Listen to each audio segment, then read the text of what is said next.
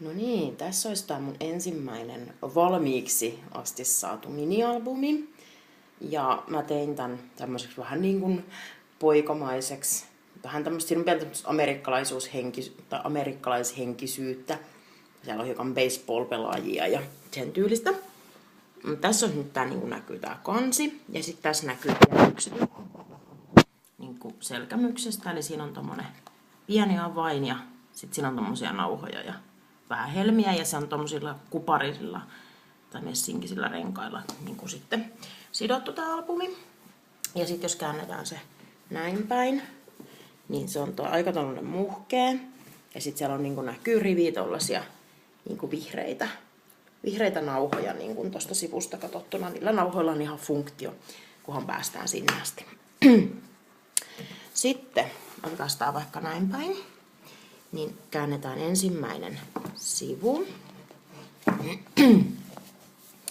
Tai oikeastaan ensimmäinen aukeama. Katsotaan vähän, kun mä saan ensin toimimaan niin kuin näin.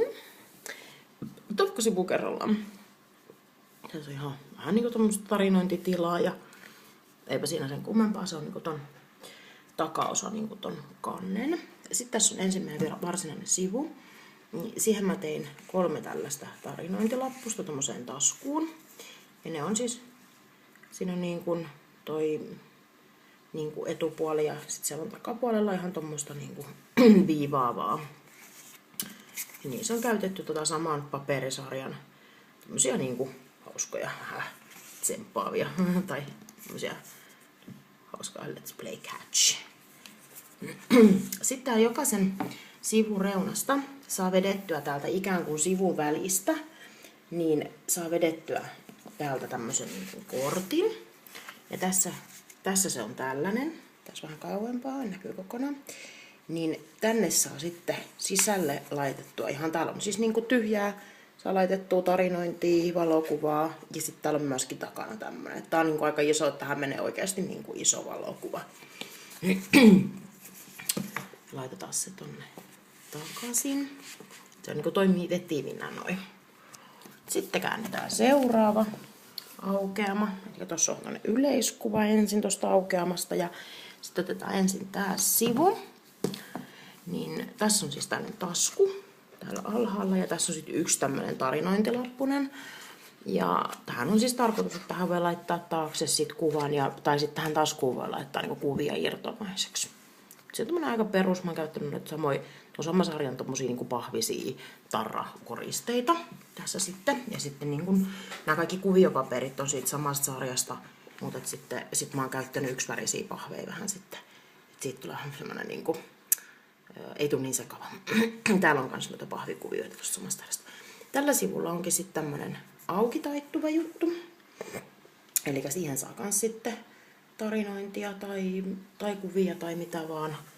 Ja täältä myöskin tulee sitten täältä sivun välistä saa vedettyä tällaisen kortin. Ja se on sitten kokonaisuudessaan tämän näköinen. Ja ihan toisella puolella vaan päinvastoin. Se tuosta vähän niin kuin nauhaa sitten. Noin. Otetaan se takaisin. Ja sitten seuraava aukeama. Tämä aukeama onkin sitten tehty niin kuin kokonaisuudeksi. Eli siis se on niin kuin samanlainen molemmin puolin. Tai niin kuin sama idea. Mutta sitten sieltä tulee näistä taskuista tulee sitten vähän erilaiset kortit. Ja tää on toisella puolella ihan niin kuin yksiväristä pahvia. Sitten niin kuin siihen saa tarinointia ja kuvia. Ja sitten myöskin tässä ja ihan sama juttu. Siellä on tilaa. Ja tuolla on tommonen pieni pahvitarra. Ja tää kortti, mikä tulee tuolta sivun sisältä, niin on tämän näköinen ja toiselta puolelta tuollainen aika neutraali. Vähän tuollainen kehystetty. Noin. Sitten seuraava aukeama. Tää on vähän vielä tämmönen uuden kankea tää sidonta. Tässä ei oikeastaan ole siis mitään muuta. Mä punoin 2 eri värisestä paperista niin tämmösen ruudukon ja käytin siihen sit noita pahvikirjaimia vaan koristeeksi. Mutta mä halusin vaan kokeilla, että miten tommonen niinku paperin punominen onnistuu. Et periaatteessa tähänkin pystyy vaikka kiinnittämään jonkun kuvan. Sitten sen saman aukeaman toinen sivu. Siinä on tämmönen ylös aukeava läppä. Näin, ja siinäkin on tommonen leikattu tommosesta tarinointikortista ja sitten on tommonen pahvikuvio. Sitten täältä sivusta tulee kortti, missä on sitten tällaista vähän niin kuin palloteemaa, vähän pientä palloa ja isoa palloa. Näin. Tänne siis mahtuu kaikki, näin mä laskin, että tähän albumiin, jos käyttäisi kaikki paikat hyödyksi, niin tänne menisi ehkä joku vähän vajaa 20 kuvaa. No niin, meni vähän. Sitten seuraava aukeama on niin kuin kokonaisuutena tämän näköinen. Ja täällä on sitten taas samanlainen sivu kuin oli tuossa alkuun. Eli tämmösiä pikkulappusia. Ja näissä on sitten ihan yksiväristä taustalla. Ja tähän mä kokeilin sitten pienemmässä mittakaavassa myöskin tätä samaa punomista. Ja liimasin sinne sitten vaan tommosen yksivärisen lapun taakse, että jos haluaa kirjoitella tai laittaa jotain kuvia. Tää toinen puoli onkin sitten mielenkiintoinen. Tähän mä tein tällaisen niinku, vähän niinku kotelon.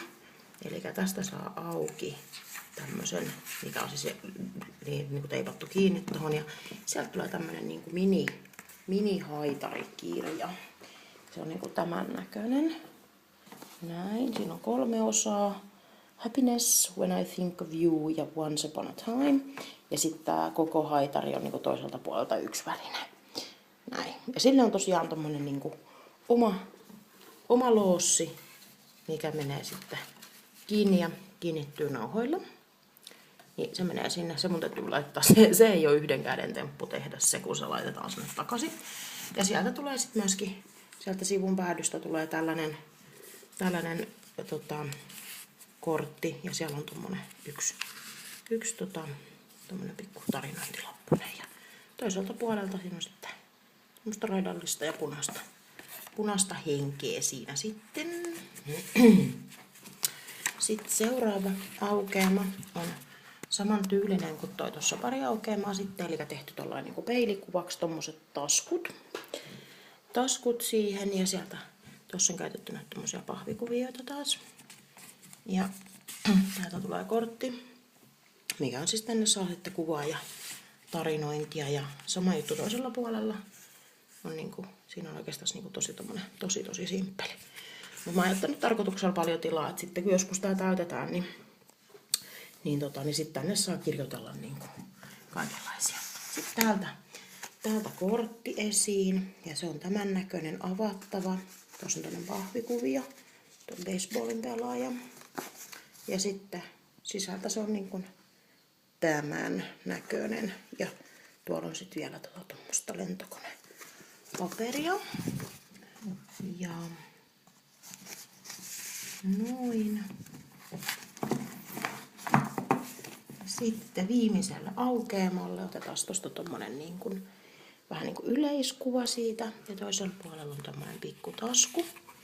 Ja sieltä taskusta tulee ihan vaan siis tämmönen, siellä on lähinnä ehkä tarinointitilaa. Voihan sitten tietysti, kun pienet kuvatkin menee tähän tai taustallekin tietysti laittaa, jos siltä tuntuu, niin jonkun kuvan. Se kirja menee sinne noin. Ja sitten tässä onkin oikeastaan jo takakansi. Täällä on tämmönen pahvikuvio, lentokone ja tuommoista palollista paperia, mihin voisit ihan hyvin laittaa sitten esimerkiksi jonkun kuvan tai sellaista. Mä oon siis oikeasti jättänyt tämän tarkoituksella aika paljon tyhjää tilaa, koska muuten tää niin kuin menisi, en mä halua, että se on täynnä koristeita, mä haluan, että sinne tulee sitten ne kuvat ja jutut pääosaan. Ja sitten tää takakansi näkyy kokonaisuutena tässä. Ja mun mielestä tää oli niin hauska, tää kuuluu siihen paperisettiin, mistä tuli, että I don't mean to find so much trouble, but my mom keeps it everywhere. The cookie jar is full of it. Pienten poikien äitinä mä kyllä allekirjoitan tämän.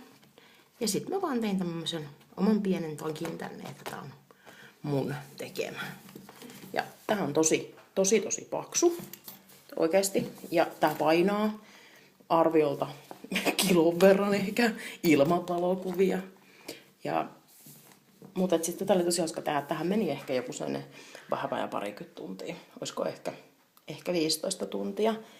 Ja niin kun, mulla oli tosi paljon hauskaa tämän kanssa. Tämä on tehty tämä niin perusrunko, eli nämä kannet ja sitten nämä niin taskusiput, niin on kaikki tehty ihan kotoa löytyvistä materiaaleista, että vaan ainoastaan näihin päällystämisiin on sitten käytetty periaatteessa varsinaisia skräppäystarvikkeita. Mut semmonen.